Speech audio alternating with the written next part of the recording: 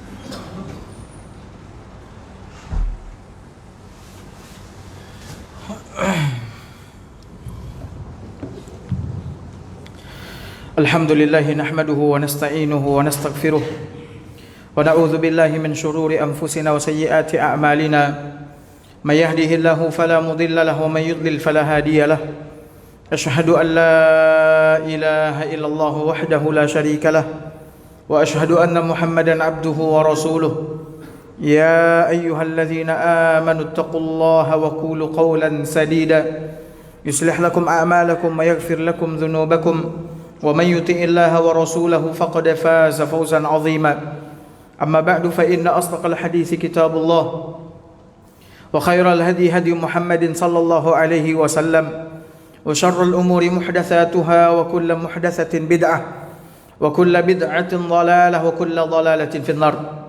Hadirin ma'asyiral muslimin, jamaah salat Jumat yang semoga senantiasa dirahmati oleh Allah Azza wa Jalla. Alhamdulillah, kita bersyukur kepada Allah Subhanahu wa taala karena telah mempertemukan kita dengan hari-hari yang terbaik di permukaan bumi ini, yaitu 10 hari pertama bulan Dzulhijjah. 10 hari pertama bulan Dzulhijjah merupakan 10 hari terbaik dari seluruh hari-hari yang ada di permukaan bumi ini di sepanjang tahun. Nabi sallallahu alaihi wasallam bersabda di dalam hadis yang diriwayatkan oleh Imam Al-Bukhari dari hadisnya Abdullah bin Abbas radhiyallahu anhuma, kata Nabi sallallahu alaihi wasallam, "Ma min ayyamin al-'amalu salihu fiha ahabbu ila Allah min hadhihi al-ayyam." Tidak ada hari amal saleh lebih dicintai, lebih disukai oleh Allah Subhanahu wa taala daripada hari-hari ini. Hari-hari ini adalah 10 hari pertama bulan Dzulhijjah. Nabi mengatakan amal saleh di hari-hari ini lebih dicintai, sangat disukai oleh Allah Subhanahu wa taala. Lantas para sahabat bertanya kepada Nabi sallallahu alaihi wasallam, ingin mengetahui seberapa besar nilai amal saleh di 10 hari pertama bulan Dzulhijjah tersebut.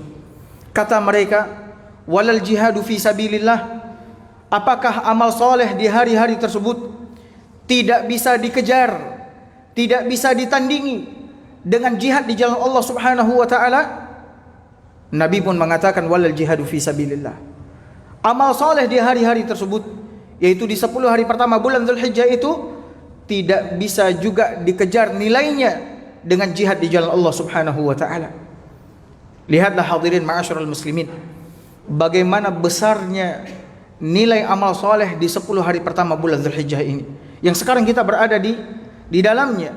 Sekarang kita berada di tanggal 4 Dzulhijjah. Maka masih ada 6 hari lagi hari-hari terbaik yang tersisa dari 10 hari pertama bulan Dzulhijjah. Hanya satu, kata Nabi sallallahu alaihi wasallam, yang bisa menandingi, mengejar keutamaan amal saleh di 10 hari pertama bulan Dzulhijjah. Illa rajulun kharaja bi nafsihi wa malihi thumma lam yarji' min dzalika bi syai'. Kecuali seseorang, kata Nabi SAW, yang keluar membawa jiwa dan hartanya, namun tidak ada satupun yang kembali. Jiwanya melayang, hartanya habis. Hanya orang ini saja yang bisa menandingi dan mengejar keutamaan amal saleh di 10 hari pertama bulan Dzulhijjah. Maka oleh karena itu, ini adalah kesempatan emas bagi setiap muslim dan muslimah yang menginginkan keridhaan Allah Subhanahu wa taala, yang menginginkan ganjaran yang besar dari Allah Subhanahu wa taala, yang menginginkan surga Allah Subhanahu wa taala, yang menginginkan selamat dari neraka Allah Azza wa Jalla. Inilah kesempatannya bagi kita untuk memperbanyak amal soleh, sehingga kita beruntung bertemu dengan 10 hari terbaik dari semua hari-hari yang ada di permukaan bumi ini. Maka oleh karena itu jangan disia-siakan. Jangan biarkan hari-hari ini berlalu tanpa ada mengambil manfaat dengan mengerjakan amal soleh, dengan melakukan ketaatan kepada Allah Subhanahu wa taala. Karena sesungguhnya amal soleh di 10 hari ini sangat dicintai oleh Allah, lebih disukai oleh Allah Subhanahu wa taala. Apa saja amal soleh yang bisa kita kerjakan di 10 hari pertama bulan Dzulhijjah ini? Yang pertama sekali, memperbanyak zikir kepada Allah Subhanahu wa taala. Perbanyak zikir kepada Allah Azza wa Jalla. Allah Subhanahu wa taala berfirman di dalam surat Al-Hajj, kata Allah Azza wa Jalla, liyashhadu manafi'a lahum wa yadhkuru ismallahi fi ayyamin ma'lumat, agar mereka menyaksikan manfaat-manfaat buat mereka, dan agar mereka berzikir menyebut nama Allah Subhanahu wa taala di hari-hari yang telah ditentukan. Hari-hari yang telah ditentukan tersebut, kata Ibnu Abbas radhiyallahu anhuma, adalah 10 hari pertama bulan Dzulhijjah. Ya, 10 hari pertama bulan Dzulhijjah. Kita diperintahkan untuk banyak berzikir kepada Allah Azza wa Jalla. Khususnya zikir yang berisi tahlil, ucapan la ilaha illallah, yang berbunyi takbir, Allahu Akbar, yang berlafalkan tahmid, alhamdulillah. Karena Nabi sallallahu alaihi wasallam juga bersabda, sebagaimana diriwayatkan oleh Imam Ahmad, juga diriwayatkan oleh Imam Abu Daud, kata Nabi sallallahu alaihi wasallam, fa'akthiru fihinna min at-tahlili wat-takbiri wat-tahmid. Perbanyaklah oleh kalian di 10 hari pertama bulan Dzulhijjah tersebut ucapan tahlil, la ilaha illallah, ucapan takbir, Allahu Akbar, ucapan tahmid, alhamdulillah. Makanya oleh karena itu, salaf terdahulu, para sahabat Nabi SAW, ketika mereka memasuki 10 hari pertama bulan Dzulhijjah, mereka bertakbir. Mereka bertakbir. Sebagaimana yang diriwayatkan oleh Imam Al-Bukhari di dalam kitab sahihnya, bahwasanya Abdullah ibn Umar dan Abu Hurairah radhiyallahu anhuma yakhrujani ila suq fayukabbiran. Mereka keluar dari rumah mereka berjalan menuju pasar dalam keadaan bertakbir. Dalam keadaan bertakbir, membaca kalimat Allahu Akbar, Allahu Akbar, Allahu Akbar, Allahu Akbar, la ilaha illallah, Allahu Akbar, Allahu Akbar walillahil hamd. Mereka berjalan sambil bertakbir, sehingga membuat semua orang-orang yang ada di pasar semuanya bertakbir karena takbir mereka berdua. Maka perbanyak takbir. Dan takbir di 10 hari pertama bulan Dzulhijjah ini ada yang mutlak, ada yang muqayyad. Sebagaimana yang dijelaskan oleh para ulama, mutlak artinya bebas. Apakah kita mau bertakbir di kantor kita bertakbir di rumah kita bertakbir di pasar, kita bertakbir di kebun kita, bertakbir. Ya. Ini takbir yang mutlak, mulai dari tanggal 1 Dzulhijjah. Sedangkan takbir yang muqayyad, yang terikat dengan salat yang kita baca setelah selesai mengerjakan salat wajib, itu mulai dari tanggal 10 Dzulhijjah. Ada juga yang mengatakan mulai dari tanggal 9 Dzulhijjah sampai menjelang terbenamnya matahari di tanggal 13 Dzulhijjah. Itu takbir yang muqayyad. Maka oleh karena itu perbanyaklah takbir, ya, di 10 hari pertama bulan Dzulhijjah ini. Kemudian amalan yang kedua yang disyariatkan untuk kita kerjakan di 10 hari pertama bulan Dzulhijjah ini adalah berpuasa. Mengerjakan puasa. Apabila kita mampu berpuasa dari tanggal 1 sampai tanggal 9, maka kerjakan. Kalau tidak, maka seberapa kita mampu. Kalau tidak juga, maka usahakan kita berpuasa di tanggal 9 Dzulhijjah, yang dikenal dengan puasa Arafah. Nabi SAW menyebutkan di dalam hadisnya yang mulia, sebagaimana diriwayatkan oleh Imam Ahmad dan imam-imam lainnya, bahwasanya puasa Arafah pada tanggal 9 Dzulhijjah itu menghapuskan dosa 2 tahun. Menghapuskan dosa 2 tahun. 1 tahun sebelumnya dan 1 tahun yang akan datang. Bayangkan kita cuma berpuasa, menahan diri kita dari makan, dari minum, dari berhubungan, mulai dari terbit fajar sampai terbenam matahari, dosa-dosa kecil kita selama 2 tahun, 1 tahun yang sebelumnya dan 1 tahun yang akan datang dihapuskan oleh Allah Subhanahu wa taala. Maka jangan lewatkan untuk berpuasa di tanggal 9 Dzulhijjah. Kemudian amalan apa lagi yang kita disyariatkan untuk kita kerjakan di 10 hari pertama bulan Dzulhijjah, yaitu memperbanyak sedekah. Maksimalkan sedekah di 10 hari pertama bulan Dzulhijjah. Karena ya, di 10 hari pertama bulan Dzulhijjah atau di bulan Dzulhijjah ini kita disyariatkan untuk berkurban. Dan ketika kita berkurban, kita diwajibkan untuk menyedekahkan sebahagian dari daging hewan kurban kita kepada fakir miskin. Ya. Artinya menyedekahkan daging kurban tersebut kepada fakir miskin. Dan sedekah adalah amal soleh yang sangat agung, sangat besar ganjarannya dari Allah Subhanahu wa taala. Bahkan Nabi sallallahu alaihi wasallam, ya, Allah Subhanahu wa taala menurunkan firman-Nya kepada Nabi SAW, menyuruh Nabi untuk mengatakan kepada umat ini. Allah katakan di dalam surat Al-Munafikun, Allah Subhanahu wa taala mengatakan, wa anfiqu mimma razaqnakum min qabli an ya'tiya ahadakumul maut. Berinfaklah kalian dari sebahagian rizki yang kami berikan kepada kalian sebelum datang kematian kepada kalian. Sehingga dia pun berkata ketika malaikat maut sudah berdiri di atas kepalanya, Rabbi laula akhartani ila ajalin qarib. Wahai Rabb, tangguhkan ajalku sesaat. Tangguhkan ajalku sebentar. Ya, buat apa? Fa asaddaqa wa akum minas salihin. Agar aku bisa bersedekah dan agar aku bisa mengerjakan amal saleh. Maka perbanyak sedekah. Ya, bisa dengan memberikan makan kepada orang miskin, bisa dengan memberikan uang kepada fakir miskin. Pokoknya kita bersedekah. Kemudian amalan apa lagi yang kita disyariatkan di 10 hari pertama bulan Dzulhijjah ini? Berhaji. Bulan Dzulhijjah adalah bulan haji. Dan pelaksanaan haji itu memang di bulan Dzulhijjah, tidak dilaksanakan di bulan Dzulqa'dah, tidak dilaksanakan di bulan Syawal, di bulan Ramadan, tidak. Haji itu di bulan Dzulhijjah. Dan inti daripada haji adalah wukuf di Arafah pada tanggal 9 Dzulhijjah. Orang yang berhaji ke Baitullah, apabila hajinya mabrur, mabrur maknanya sesuai dengan tuntunan Nabi sallallahu alaihi wasallam, sunnah Nabi sallallahu alaihi wasallam, ganjaran atau balasan yang Allah berikan kepadanya adalah surga. Allah Subhanahu wa taala berfirman sebagaimana disebutkan oleh Nabi SAW di dalam hadisnya yang mulia yang diriwayatkan oleh Imam Bukhari dan Muslim. Kata Nabi sallallahu alaihi wasallam, al-umratu ila al-umrati kafaratu lima bainahuma. Umrah ke umrah adalah pelebur dosa yang ada di antara keduanya. Wal hajjul mabrur, sementara haji yang mabrur, laisa lahu jazaa illal jannah, tidak ada balasannya kecuali surga. Dan melaksanakan ibadah haji adalah kewajiban atas setiap mukallaf. Kewajiban setiap mukallaf, dan dia termasuk salah satu di antara 5 rukun Islam yang wajib dikerjakan oleh setiap muslim dan muslimah. Maka barang siapa yang ingin berhaji, segerakan berhaji, jangan tunda-tunda.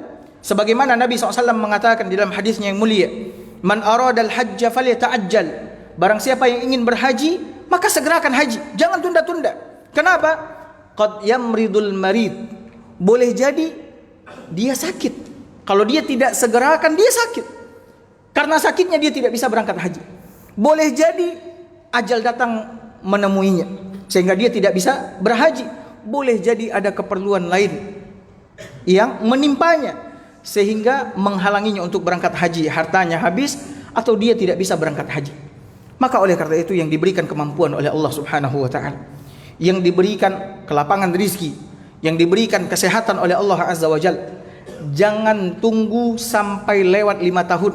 Kalau sekiranya kita dalam keadaan seperti itu, segeralah berangkat haji. Nabi SAW bersabda, sebagaimana dia riwayatkan dari Allah Subhanahu wa taala di dalam hadis qudsi. Kata Nabi SAW, Allah berfirman, inna abdan qad sahhahtu lahu jismah, sesungguhnya hamba aku telah memberikan kesehatan kepadanya. Wa awsa'tu lahu fil ma'isyah, aku lapangkan rizkinya, kata Allah Azza wa Jalla. Yamdi alaihi khamsatu a'wam, berlalu dia dalam keadaan demikian, tubuhnya sehat selamat, hartanya dilapangkan oleh Allah Subhanahu wa taala. Berlalu 5 tahun, lam yafid ilayya limahrum, namun dia tidak datang ke rumahku dalam keadaan berihram, maka dia akan dicela oleh Allah Subhanahu wa taala nanti ketika bertemu dengan Allah Azza wa Jalla. Allah akan bertanya kepadanya, aku telah sehatkan tubuhmu, aku telah lapangkan rizkimu, maka apa alasanmu kenapa kau tidak berangkat haji? Maka oleh karena itu segerakan haji. Kemudian di antara amalan yang juga disyariatkan di 10 hari pertama bulan Dzulhijjah ini adalah berkurban. Allah Subhanahu wa taala memerintahkan kita untuk berkurban. Ya, sebagaimana Allah berfirman, "Fashalli li rabbika wanhar." Salatlah engkau karena Tuhanmu dan sembelihlah hewan kurban. Nabi sallallahu alaihi wasallam, di antara sunnah beliau adalah menyembelih hewan kurban di hari-hari penyembelihan. Mulai dari tanggal 10 Dzulhijjah setelah selesai salat, hari-hari penyembelihan itu terbentang sampai tanggal 13 Dzulhijjah. Ya, sebelum terbenamnya matahari di tanggal 13 Dzulhijjah tersebut. Maka kalau sekiranya sekarang ini kita belum memiliki kelapangan rezeki, namun tiba-tiba nanti mungkin di tanggal 12 kita memiliki kelapangan rezeki, maka silahkan berkurban dengan 1 ekor kambing. Berkurban dengan 1 ekor kambing, atau berkurban dengan ikut serta dalam penyembelihan sapi yang terdiri dari 7 peserta, itu cukup buat diri kita dan semua keluarga kita. 1 ekor kambing, atau ikut dalam 7 peserta untuk penyembelihan seekor sapi, itu cukup sebagai kurban untuk kita dan keluarga kita, baik yang hidup maupun yang mati, semuanya akan mendapatkan pahala. Ya, semuanya akan mendapatkan pahala. Berdasarkan hadis Nabi SAW, hadisnya Abu Ayyub Al-Ansari, ketika dia ditanya oleh muridnya Atha bin Yasar, bagaimana dahulu kalian berkurban di masa Nabi SAW? Maka Abu Ayyub mengatakan, dahulu seseorang di antara kami berkurban di masa Nabi SAW, menyembelih seekor kambing untuk dirinya dan untuk keluarganya, lalu dia memakan daging tersebut dan memberikan makan kepada orang-orang miskin dari daging kurbannya tersebut. Maka berkurbanlah sebagai bentuk syukur atas nikmat kehidupan yang telah diberikan oleh Allah Subhanahu wa taala. Hukum kurban sunnah muakkadah iya, dan ini adalah pendapat yang paling kuat, pendapatnya jumhurul ulama dan pendapat yang telah sabit dari sahabat-sahabat Nabi SAW. Akan tetapi, kalau sekiranya kita memiliki kemampuan, maka jangan sampai kita tidak berkurban. Nabi SAW sejak mulai disyariatkannya kurban ini, ya, kalau tidak salah di tahun kedua Hijriyah sampai 10 Hijriyah, ya, setiap tahunnya Nabi SAW berkurban.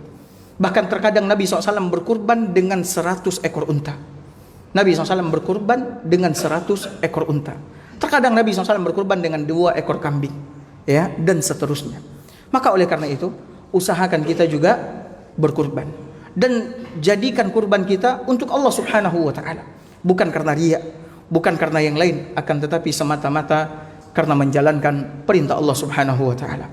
Inilah hari-hari yang mulia, maka jangan disia-siakan. Perbanyak amal soleh, sekecil apapun nilainya sangatlah besar di sisi Allah Subhanahu wa taala. Aqulu qauli hadza wa astaghfirullah li wa lakum fastaghfiruh innahu huwal ghafurur rahim.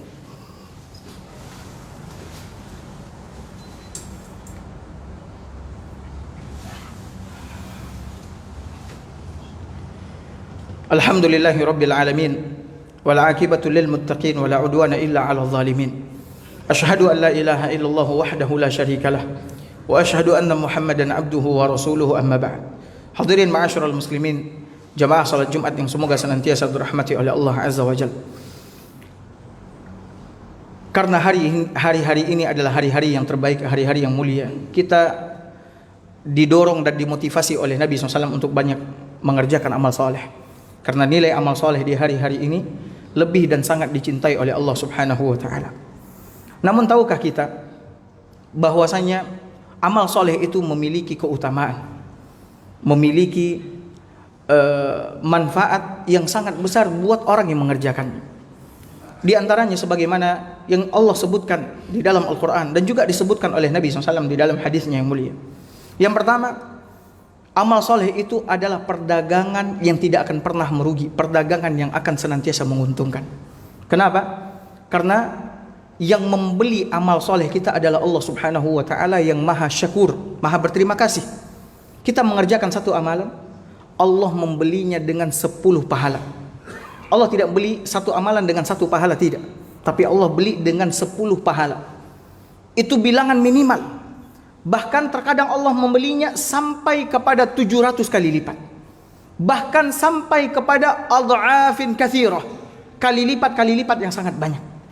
Makanya oleh karena itu Allah Subhanahu wa taala di dalam Al-Qur'an menyebutkan bahwasannya amal saleh itu adalah perniagaan yang akan senantiasa menguntungkan dan tidak akan pernah merugi. Allah berfirman di dalam surat Fatir, yarjuna tijaratan lan tabur. Orang-orang yang mengerjakan amal saleh, mereka mengharapkan perdagangan yang tidak akan pernah rugi. Kemudian yang kedua, amal soleh salah satu sebab, ya, mendapatkan kebahagiaan di dunia dan di akhirat serta jauh dari kesengsaraan baik di dunia maupun di akhirat. Siapapun yang menginginkan kebahagiaan baik di dunia ataupun di akhirat, kerjakan amal soleh. Allah Subhanahu wa ta'ala mengatakan, man amila salihan min dzakarin aw untha wa huwa mu'min. Siapa saja yang mengerjakan amal soleh, laki-laki maupun wanita, dan dia dalam keadaan beriman, falanuhyiyannahu hayatan thayyibah, maka sungguh kami benar-benar akan memberikan kepadanya kehidupan yang baik. Kehidupan yang baik, kehidupan yang menenteramkan jiwa kita, menenangkan hati kita. Urusan-urusan kita diberikan taufik oleh Allah Azza wa Jalla. Masalah-masalah kita diberikan jalan keluar oleh Allah Azza wa Jalla. Dan di akhirat kata Allah Azza wa Jalla, wala najziyannahum ajrahum bi ahsani ma kanu ya'malun. Dan di akhirat kami benar-benar akan memberikan ganjaran yang lebih baik daripada apa yang mereka kerjakan, yaitu sorga yang penuh dengan kenikmatan dan mereka kekal selama-lamanya di situ, tidak akan pernah habis-habis. Kemudian yang ketiga, amal soleh adalah simpanan kita, tabungan kita yang sangat kita harapkan kebaikannya. Banyak orang yang menabung hari ini, menyimpan hartanya, menyisihkan hartanya. Namun apakah itu bermanfaat? Tidak. Ketika dia tidak membelanjakannya di jalan Allah Subhanahu wa ta'ala, dia mati, harta yang dia tabung, yang dia tumpuk, yang dia kumpulkan diperebutkan oleh ahli waris. Sementara dia harus mempertanggungjawabkan itu semua nanti di hadapan Allah Subhanahu wa ta'ala. Allah akan bertanya kepadanya 2 hal mengenai hartanya, dari mana dia dapat dan kemana dia belanjakan. Ya, maka tidak ada simpanan yang paling baik selain daripada amal soleh. Makanya jangan pelit mengerjakan amal soleh. Allah Subhanahu wa ta'ala mengatakan, wa man amila salihan fali anfusihim Yamhadun, siapa yang mengerjakan amal soleh, maka sesungguhnya dia tengah menabung untuk dirinya, tengah mempersiapkan bekal untuk dirinya setelah kematian. Kemudian amal soleh adalah sebaik-baik dan sesetia teman dan sahabat kita. Istri kita, anak-anak kita, sahabat karib kita, mereka setia ketika kita hidup, tapi ketika mati maka hilanglah kesetiaan. Mereka tidak akan bersama dengan kita, mereka akan meninggalkan kita. Dan telah kita lihat kerabat-kerabat kita yang meninggal dunia, entah kakek kita, entah orang tua kita. Mana orang tua kita satu lagi, apakah setia menemaninya di dalam kubur sementara dia masih hidup? Tidak. Mereka akan meninggalkan kita. Sementara amal soleh setia menemani kita baik hidup maupun mati. Ya, baik hidup maupun mati. Nabi SAW mengatakan, yatba'ul mayyit thalatha. Ada 3 yang mengiringi mayit. Apabila manusia mati, ada 3 yang mengiringinya. 2 akan kembali, 1 yang tetap tinggal bersamanya. Yang 3 itu yang mana?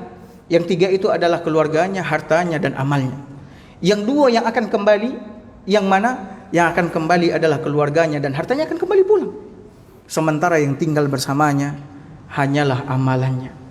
Makanya oleh karena itu, ketika orang-orang soleh terdahulu ditanya, ayyul ashabi abar, sahabat yang seperti apa yang paling setia?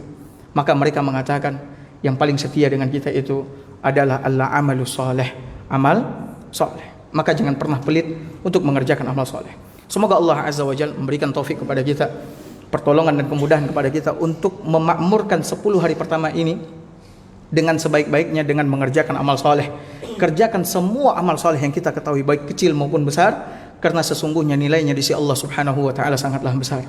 Hadirin ma'asyiral muslimin, jamaah Jumat yang semoga senantiasa dirahmati oleh Allah, ini adalah hari yang terbaik di setiap pekan, yaitu hari Jumat.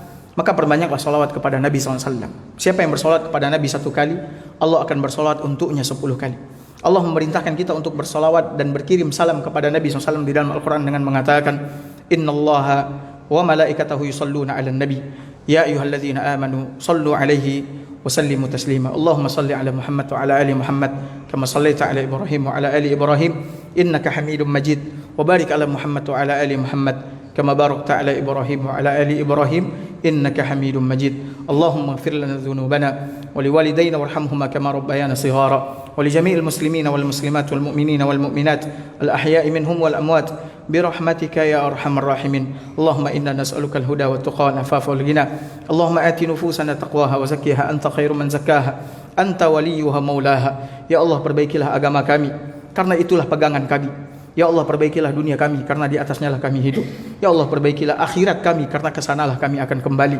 Ya Allah, jadikanlah kehidupan ini sebagai tambahan bagi kami untuk beribadah, mengerjakan amal saleh, dan jadikan kematian kami sebagai peristirahatan dari dosa dan maksiat. Allahumma aslih ulata umurina wa wafiqhum fima tuhibbu wa tarda. Rabbana atina fid dunya hasanah wa fil akhirati hasanah wa qina adzaban nar. Sallallahu ala nabiyyina Muhammad wa ala alihi wa sahbihi wa sallam. Wa akhiru da'wana anil hamdulillahi rabbil alamin.